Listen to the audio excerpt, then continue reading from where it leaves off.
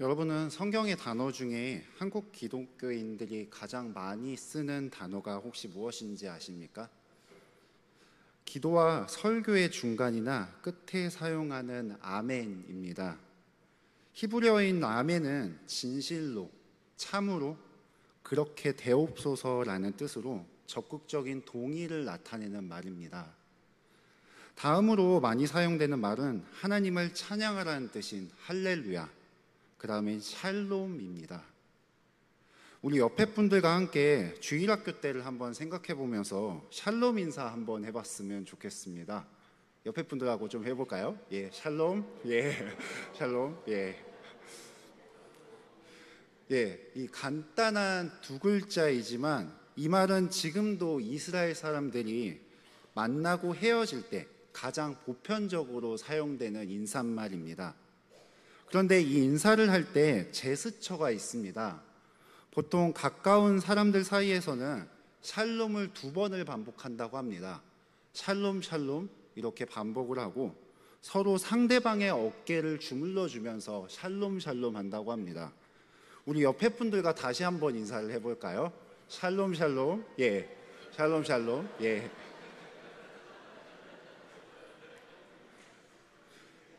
예, 구약시대 이후부터 수천 년 동안 이스라엘 사람들이 사용했던 인사말 샬롬. 샬롬은 히브리어로 흔히 평화와 화평이라고 의미를 합니다. 그래서 대부분 샬롬하면 인사말 정도로 생각한다고 합니다. 하지만 본래 샬롬은 온전하다, 완전하다라는 뜻을 가져서 흠이 있거나 깨어져 손상되거나 모자라고 부족하지 않고 조화를 이뤄서 완전한 것을 샬롬이라고 합니다. 그러면 무엇이 완전하고 온전한지 오늘 말씀을 통해 샬롬의 진정한 삶을 살기를 소망합니다. 오늘 말씀은 사사기 시대를 다루고 있습니다. 사사기는 여호수아 시대의 여호수아의 죽음 이후 초대왕 사울의 왕 등급 이전까지 이스라엘 왕의 역사를 다루고 있습니다.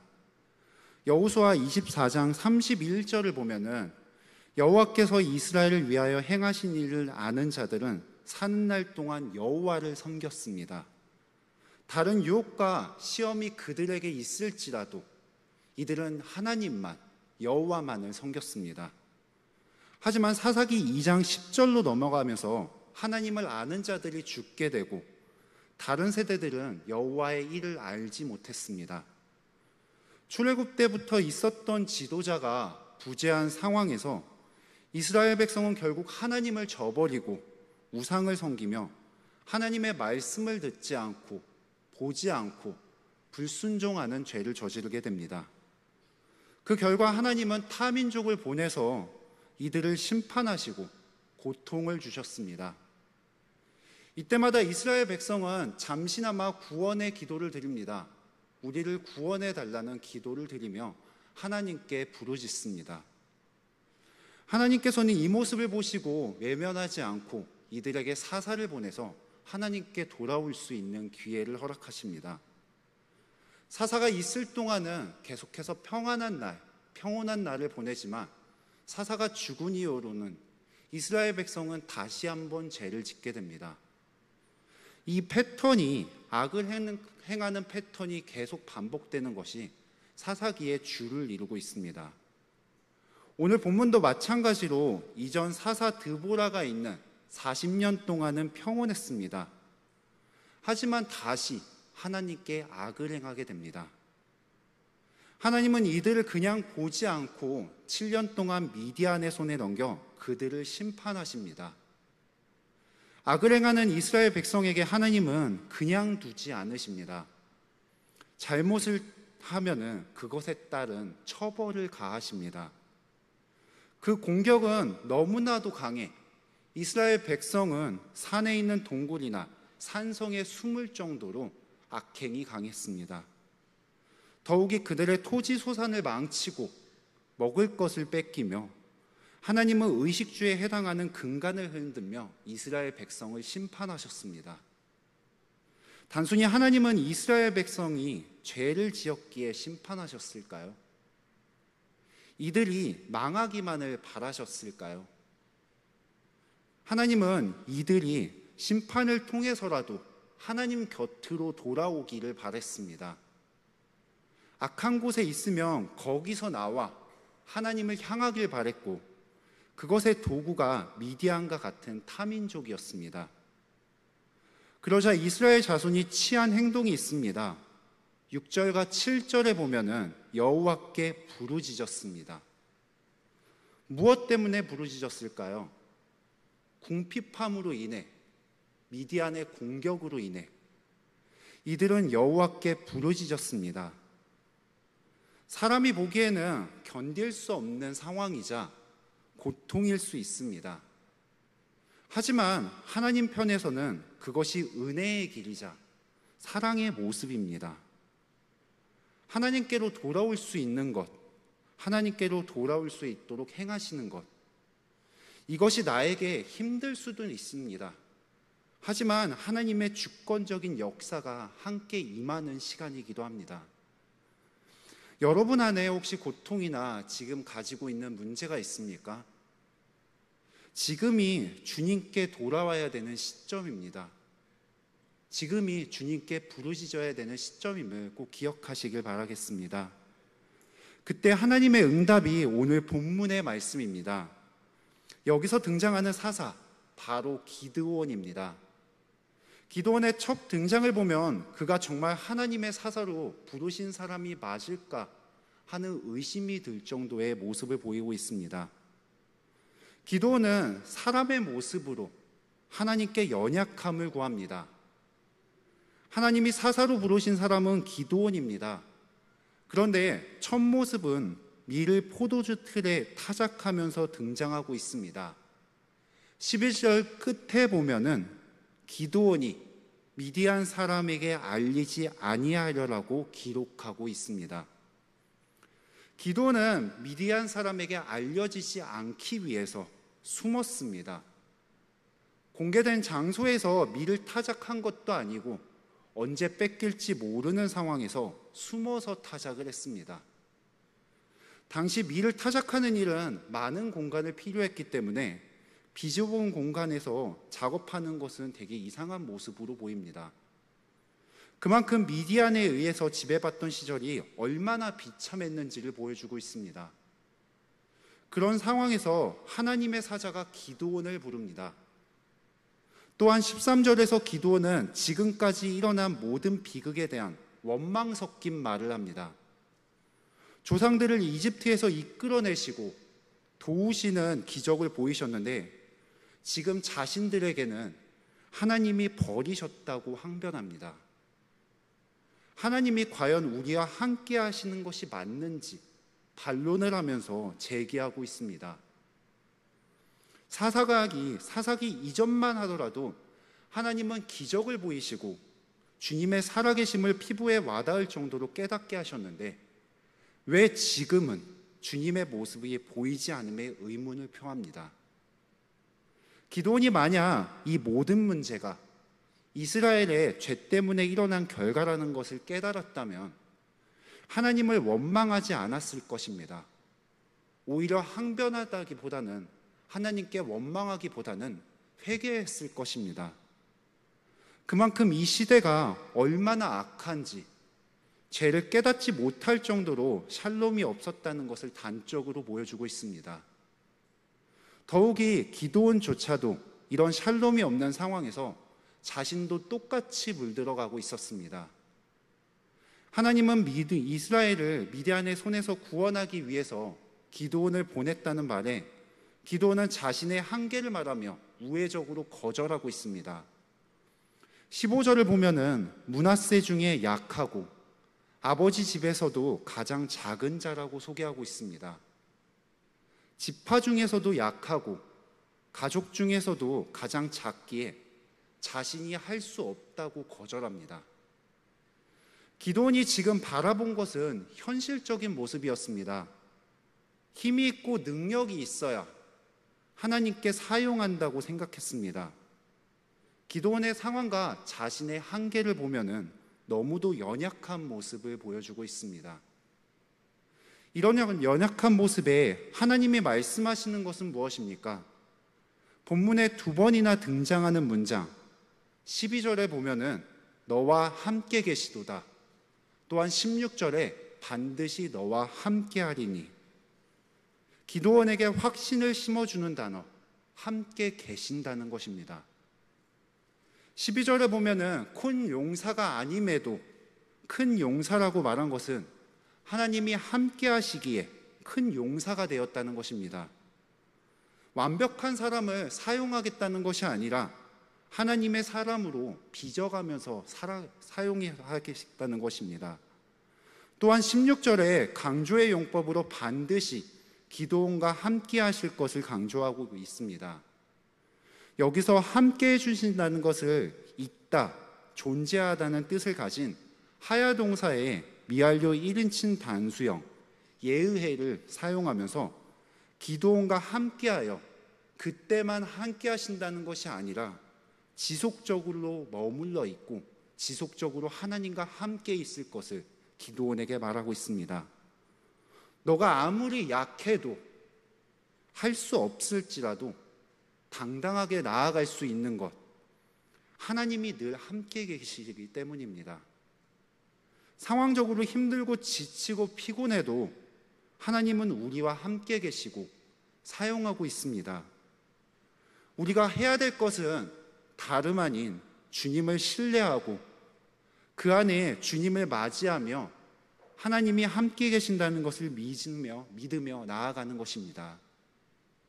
그럼에도 불구하고 기도원은 자신에게 말씀하시니가 주 되시는 표징을 보여달라고 합니다. 말로 해도 기도원은 믿지 못했습니다. 오히려 표징을 봐야 자신이 그것을 믿을 수 있다고 말합니다. 이런 의심하면 떠오르는 인물 한 명이 있습니다.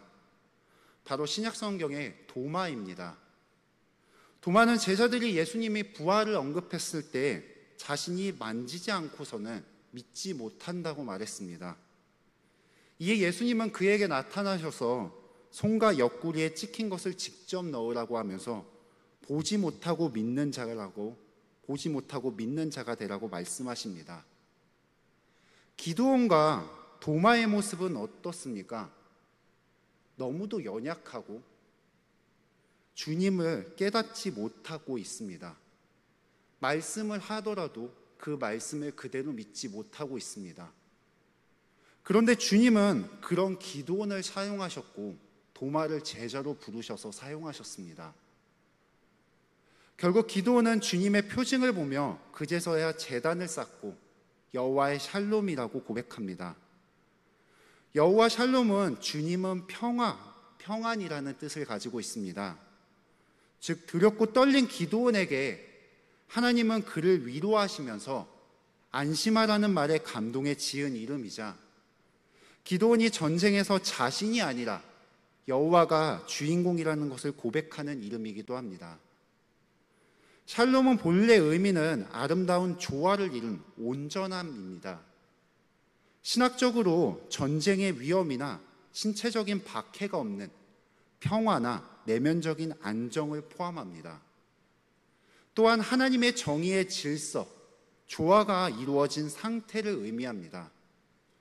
그래서 우리는 줄여서 평안하다는 의미로 사용합니다.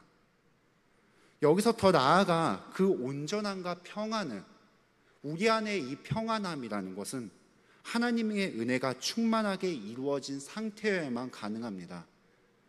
단순히 세상적인 즐거움의 평화가 아니라 하나님의 온전함이 주셨기에 하나님이 우리와 함께 계시기에 평화가 이루어진다는 것입니다.